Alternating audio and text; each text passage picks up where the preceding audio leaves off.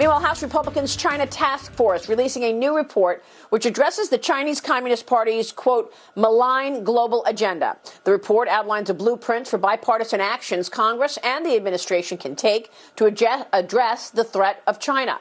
Policy recommendations include providing a safe harbor for Hong Kong refugees, a bilateral free trade agreement with Taiwan, and prioritizing national security. Joining me right now in a First on Fox Business interview is House Minority Leader Kevin McCarthy and the chairman of the China Task Force, Congressman Michael McCaul. Great to see you, gentlemen. Thank you so much for being here. Oh, thanks, Maria. Thanks for having us on, Maria. So, Congressman McCarthy, we didn't hear a lot of China last night. I'm glad you're releasing this report this morning. Tell us what's most important. You know, we tried to do this task force bipartisan, tried to do it more than a year ago, and actually Nancy Pelosi agreed to it, and right before we announced it, she backed out. This is long before COVID. And the one thing that we've learned, I think, three major items that come out of this. 60% of all the ideas out of here are bipartisan. We need to change our supply chain, not just for medical, but every other element of what we deal with within China. We need to innovate when it comes to the DoD, especially with AI, something that you have focused a lot on, Maria, and hypersonics and others. And then we've got to refocus when we look at the Treasury Department. They have a team there for Iran and for North Korea, but they have no team in there, especially when it comes to sanctions, when it comes to China. You know how much they've been stealing from us. So the modernization and the preparation that we need, especially after what we've learned from COVID when it came to the supply chain, you should apply that to almost every element that we have within government of how far behind we were. And we cannot allow China to continue to do that to us in the future.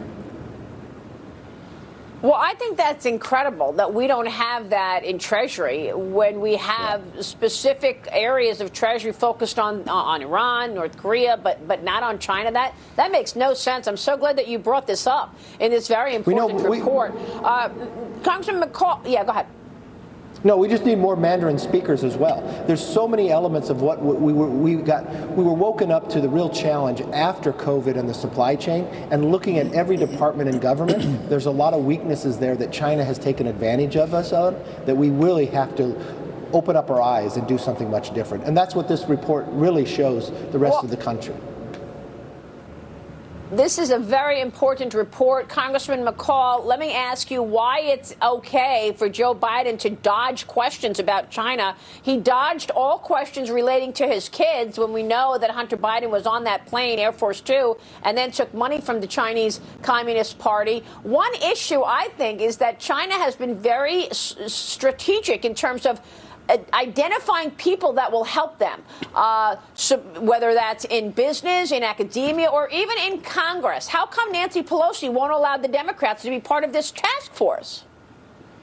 Well, I think they made a big mistake here. They just want to focus on the president. They don't want to focus on where the virus came from. That's China. We want things to be made in America, not made in China. The virus is made in China, but we want manufacturing and jobs made in the United States of America. And so what the leader's talking about is supply chain.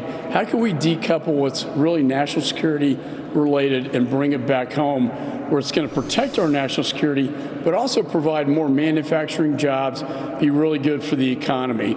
I think, the idea that they dodge that question is clear. I prosecuted the Johnny Chung case in 1996, where the Chinese director of intelligence was putting money in the Clinton campaign. We know the Chinese are the Communist Party are trying to influence this election right now in favor of Joe Biden, and I think that should be part of this discussion as well.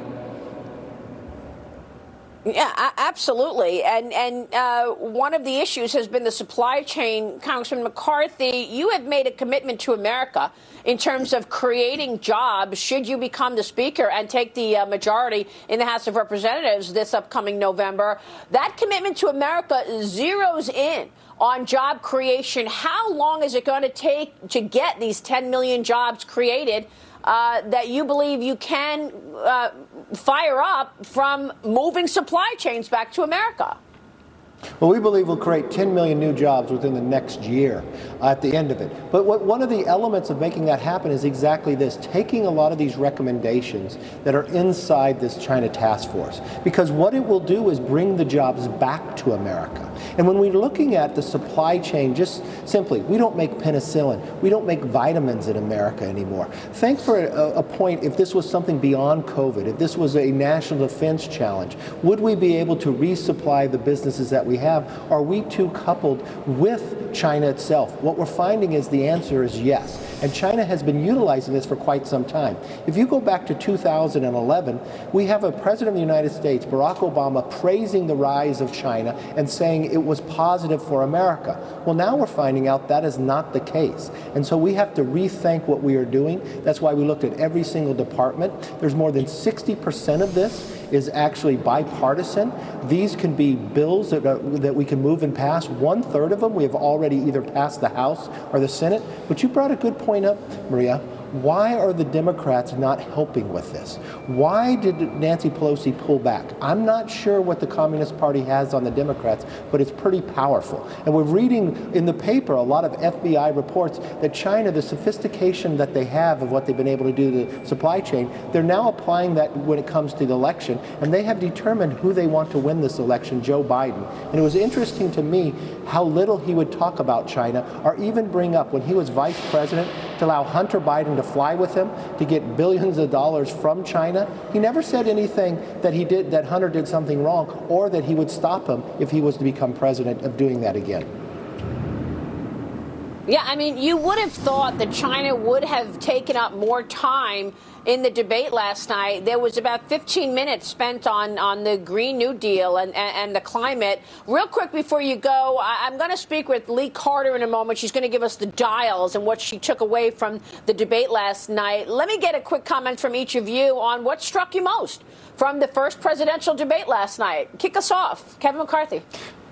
Well, the very first thing that struck me the most is that Joe Biden wouldn't answer from the standpoint of who would he appoint to the Supreme Court, a decision that everybody's looking at right now. Why does he not answer that? And to ignore the idea of what his son has done, to just say it did not happen, that is a real challenge, and it's an ethical question about what's going forward. Now, I'd rather have had a real debate, let people be quiet, let people talk about the issues and the ideas moving forward. But many times, too, the things that Joe Biden would say, like, shut up, man, and you're a clown, I don't think that's a place for the stage. And I wish the commentator would have come back and not allowed Joe Biden not to answer certain questions. Well, we definitely needed more decorum and statesmanship. I totally agree. Michael McCaul, what struck you? You know, look, this is the greatest challenge, both militarily and economically, in our generation. For my dad, it was World War II. Growing up, it was a Cold War, 9/11.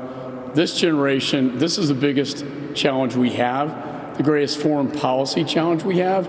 And it was it wasn't even mentioned last night. And, you know, I hope in the second debate, there'll be more focus on what are the greatest challenges. The President of the United States is the Commander-in-Chief of the United States military, conducts foreign policy, and the Chinese Communist Party is the greatest national security threat to the long-term interests of the United States. It needs to be brought up, it needs to be debated, and part of this presidential election.